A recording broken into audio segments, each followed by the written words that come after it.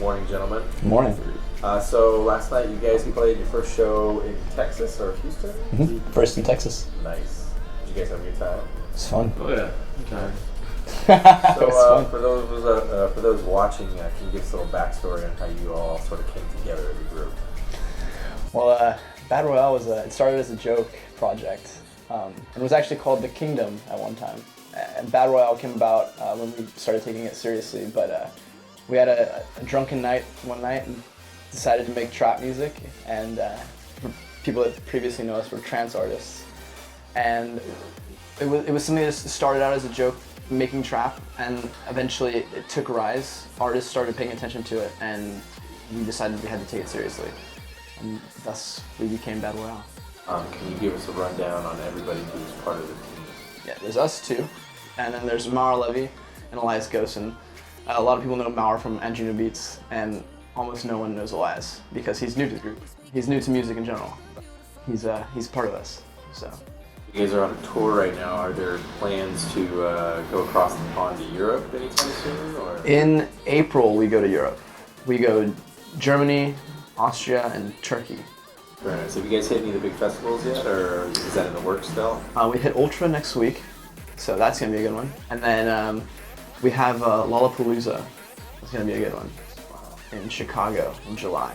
And I think that's going to be like our biggest festival to date. You guys have put out a ton of remixes. You just had a collab with Diplo. Are there any other exciting things coming out soon that we should be on the lookout for? Yeah, there's 2 more EPs we're releasing, and then we have tons of collabs. We don't really know when they're coming out. That's up in the air, but we have a collab with DJ Snake. We have one with we have a couple with Party Favor. We have one with Valentino Khan. We have one with Steve Aoki. I'm pretty sure we'll end up doing something else with more of the Mad Decent guys. That seems to be our home right now. Something we usually ask all of our artists that we sit down with, is there a particular album or maybe a track that sort of just changed your outlook on dance music completely? There's been a lot of experimental artists out there that really, I don't know, like for him, Jai Paul has been an artist that he looks to a lot when we go to production-wise.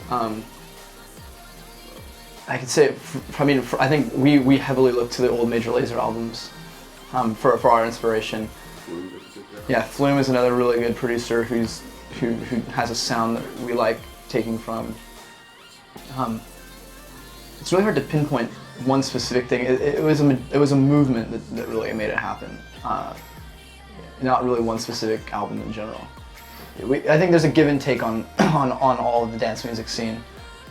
Coming from like the trance background, I think we grew up kind of elitist in that form, and now we're really opening up and seeing a lot of artists that we've never noticed due to that sort of shelteredness, and that just weren't on our radar. And now, it's hard to pinpoint one because you hear so many things going on, and we kind of take ideas from all of them.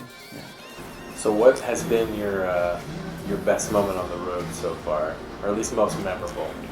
That's the Borgor tour, definitely. We had a tour with Borgor. Me and Maurer went on a bus tour with Borgor, and it felt like family. You know, the whole tour was insanely fun, and every moment of it was just memorable. You can't. I think New Orleans was definitely like it was the last gig we had on the tour, but it was definitely that moment where you kind of realized what you just did and who was with you, and we all talk about wanting to go back and doing that same tour again because it was that memorable. It was that fun. Brought everyone together. So on the flip side of the coin, have you had just an absolutely awful experience that stands out while you guys have been on the road? Not really, to be honest. Not like any bad experiences. There was this one time in Texas. Not that we can think of. Are you familiar with the Stems, Project Native Instruments putting out the Stems thing? Mm-hmm. Are you going to use those? Have you been using them? Where do you see that going?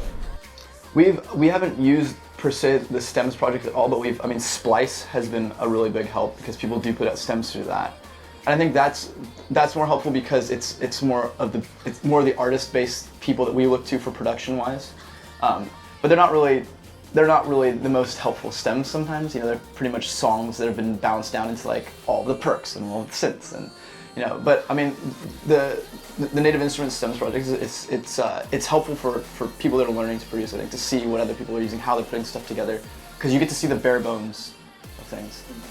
What do you, before coming to Texas and before coming to Houston, what do you know about Houston? Cows. That's about all. Cousins out here somewhere. That's it. That's all. That's what we really don't know much about it. Excellent. We should go back and visit. Yeah, I think That. definitely. No doubt. I mean, I think I accomplished today what I was planning on doing, was eating a burger here. So And you had water. So Yeah. Good. Yeah. Pretty simple, pretty painless. All right, so Thanks for I'm having gonna us. Sign off real quick here. All right, once again, this is the Department of Dance, and we are here with Bad Royale. Thanks, yeah, guys. thanks for having us.